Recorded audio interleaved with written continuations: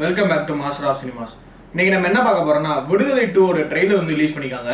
So அதில் என்ன கருத்து சொல்லப்பட்டிருக்காங்க, அதுக்கப்புறம் நம்மளோட ஒப்பீனியன் என்ன, அந்த ட்ரெய்லர் எப்படி இருந்துச்சு அப்படின்றத அந்த வீடியோவில் பார்க்க போகிறோம். வாங்க வீடியோக்குள்ளே போகலாம். ஒவ்வொரு டைலாக்ஸுமே ஒரு முள்ளை வச்சு மனசில் குத்துன மாதிரி தான் ரொம்ப ஆழமாகவே பதிச்சிருக்காங்க.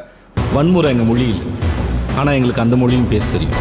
எனக்கு ரொம்பவே பிடிச்சிருந்தே சொல்லலாம். அந்த ட்ரெய்லருடைய கட்ஸாக இருக்கட்டும், ட்ரெய்லருடைய டைலாக்ஸாக இருக்கட்டும், எல்லாமே சூப்பராகவே இருந்துச்சு. மொதல் விஷயம், இந்த ட்ரெய்லரில் பேசப்பட்டுள்ள கருத்து என்னன்னு பார்த்தீங்கன்னா கம்யூனிசம். இந்த படம் முழுக்க முழுக்க ஒரு கம்யூனிசம் படம் அப்படின்றத இந்த ட்ரெய்லர்லேயே சொல்லியிருக்காங்க. அது ரொம்பவே சூப்பராகவே ரொம்ப ஆழமாகவே சொல்லியிருக்காங்கன்னே சொல்லலாம். வெற்றிமாறனுடைய கருத்தியலையும் கம்யூனிசத்தோடைய கருத்தியலையும் இதுல ஆழமா பதிச்சிருக்காங்க இந்த ட்ரெய்லர்ல. ஒடுக்கப்பட்ட மக்களுக்காக போராடின எல்லோரும் நம்முடைய முன்னேற்றியர் தான். ஒரு கொள்கை இல்லாத தலைவன் ரசிகர் மட்டும்தான் உருவாக்க முடியும், நல் வழி இல்லை அப்படின்னு சொல்ற டயலாக் இருக்கட்டும், எல்லாமே ரொம்ப கரெக்டா ரொம்ப சூப்பராகவே யூஸ் பண்ணியிருந்தாங்க. கம்யூனிசத்துக்கு என்ன தேவையோ அதை ரொம்ப கரெக்டா யூஸ் பண்ணியிருந்தாங்க. அது மட்டும் இல்லாமல் அந்த கம்யூனிசம் உடைய கொடிகளா இருக்கட்டும், அதோடைய ஆக்டிவிட்டிஸா இருக்கட்டும், எல்லாமே பண்ணியிருந்தாங்க. ரெண்டாவது விஷயம், இந்த படத்துல முக்கியமா பார்க்கப்படுறது வந்து 60s உள்ள அந்த விண்டேஜ் ஸ்டைல் தாங்க. ரொம்ப சூப்பராக ஒர்க் பண்ணியிருக்காங்கன்னே சொல்லலாம். ஆர்ட் மெட்டீரியலாக இருக்கட்டும், காஸ்டியூம்ஸாக இருக்கட்டும், ரொம்ப சூப்பராகவே இருக்காங்க. நம்ம கருணாஸோட பையன் ரொம்ப சூப்பராக பண்ணியிருக்காரு அந்த கேரக்டர். நான் 2-3 தடவை பார்த்தேன். ஸோ அவர் தான் கண்டுபிடிக்கிற அளவுக்கு ரொம்ப அத்துரமாக ஒர்க் பண்ணியிருந்தாங்க. அதெல்லாம் ரொம்ப பிரமிக்க வச்சுச்சு. அது மட்டும் இல்லாமல் விஜய் சேதுபதியோட கெட்டப் வந்து ஒவ்வொரு ஸ்டேஜஸில் ஒவ்வொரு விதமாக மாறுறது வந்து ரொம்ப சூப்பராக பண்ணியிருந்தாங்க.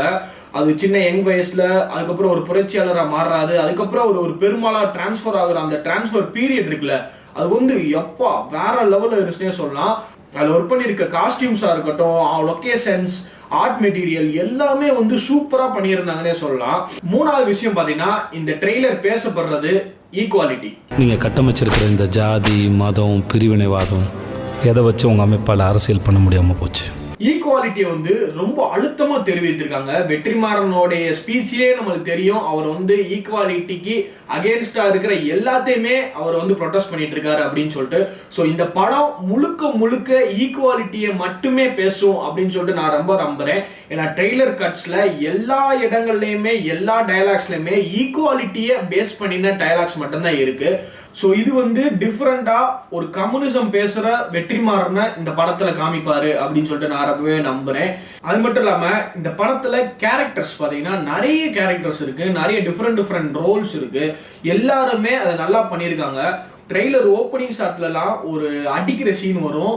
அதெல்லாம் அந்த சதைகள் எல்லாமே உண்மையா ஆட்டம் கொடுக்குற மாதிரி அப்படி ரொம்ப ரியலிஸ்டிக்கா பண்ணியிருந்தாங்க.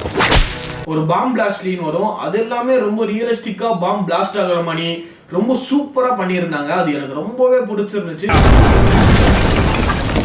வெற்றிமாறனுடைய ஃபிலிம் மேக்கிங் வந்து எனக்கு ரொம்பவே பிடிக்கும். அவருடைய ஐடியாலஜியா இருக்கட்டும், அவருடைய ஸ்டைலா இருக்கட்டும், அவரோட ஸ்கிரீன் பிளேயா இருக்கட்டும், எனக்கு ரொம்பவே பிடிக்கும். அவர் எப்பவுமே எப்படி ஒரு ஸ்கிரீன் பிளே கையாளுவார்னா, ஹீரோ சைட்ல இருந்து ஒரு நல்ல விஷயங்களையும் வில்லன் சைட்ல இருந்து ஒரு நல்ல விஷயங்களையும் ரெண்டு பேருடைய கோட்பாடுகளையும் எடுத்து வந்து ஒரு நடு ஆடியன்ஸ்க்கு கொடுப்பாரு. ஸோ அதுதான் இந்த படத்துல சொல்றாரு. ஏன்னா போலீஸ் பாயிண்ட் ஆஃப் வியூல இருக்கிற ஒரு துன்பங்களையும் துயரங்களையும் சொல்றாரு, பெருமாள் பாயிண்ட் ஆஃப் வியூல இருக்க ஒரு துன்பங்களையும் துயரங்களையும் சொல்றாரு. ஸோ இதுக்கு ரெண்டு நடுவுல மக்கள் பாதிக்கப்படுறாங்க அப்படின்றத ஒரு தெளிவான ஒரு கான்செப்ட் வந்து சொல்ல வராரு.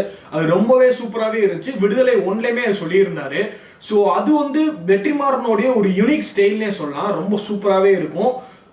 இந்த படத்துல ரொம்ப மேஜரா பார்க்கப்படுறது கம்யூனிசம், ஈக்குவாலிட்டி, அதெல்லாம் பேசியிருக்காங்க. அது ரொம்ப நல்லாவும் இருந்துச்சு.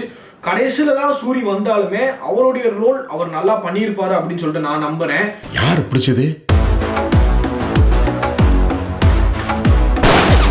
இந்த ட்ரெய்லர் வந்து கடைசி ஒரு டயலாகோட முடிக்கிறாங்க. அது என்ன டயலாக்னு பாத்தீங்கன்னா, தத்துவம் இல்லாத தலைவர்கள் ரசிகர் மட்டும்தான் உருவாக்குவாங்க, அது முன்னேற்றத்துக்கு வழிவகுக்காது. ரொம்ப பொருத்தமாவே இருந்துச்சுன்னு சொல்லலாம். அந்த ட்ரெய்லர் எண்டுக்கு ரொம்ப சூப்பராகவே இருந்துச்சு. அந்த டயலாக் என்ன சொல்ல வரும்னா, ஒரு கொள்கை கூட இல்லாத ஒரு தலைவன் ரசிகர்கள் மட்டுமே தான் கிரியேட் பண்ண முடியும், அவரால் ஒரு நல்ல வழியை வந்து கொடுக்க முடியாது மக்களுக்கு அப்படின்றத இந்த ட்ரெய்லர்ல ரொம்ப தெளிவா சொல்லியிருக்காருன்னு சொல்லலாம் வெற்றிமாறன். ஸோ எனக்கு இந்த ட்ரெய்லர் பார்க்க ரீசெண்ட் டைம்ஸ்ல வந்து ஒரு டிஃப்ரெண்டான ஒரு ட்ரெய்லர் கட்டுன்னே சொன்னால் ரொம்பவே நல்லாவே இருந்துச்சு. ரொம்ப ஃப்ரெஷ்ஷாக வெற்றிமாறனுடைய யூனிக் ஸ்டைலில், விஜய் சேதுபதியோட ஒரு எக்ஸ்ட்ரானரியான ஒரு ஆக்டிங்கில், ஆர்ட் மெட்டீரியலாக இருக்கட்டும், வேல்ராஜ் கேமராமேனாக இருக்கட்டும், எல்லாருமே சூப்பராக பண்ணியிருந்தாங்க. எனக்கு ரொம்ப பிடிச்சிருந்துச்சு. கண்டிப்பாக இந்த படம் நல்லா இருக்கும் அப்படின்னு சொல்லிட்டு நான் நம்புறேன். உங்களோட கருத்துன்றதை கமெண்ட்ல சொல்லுங்க மறக்காம. Thank you friends.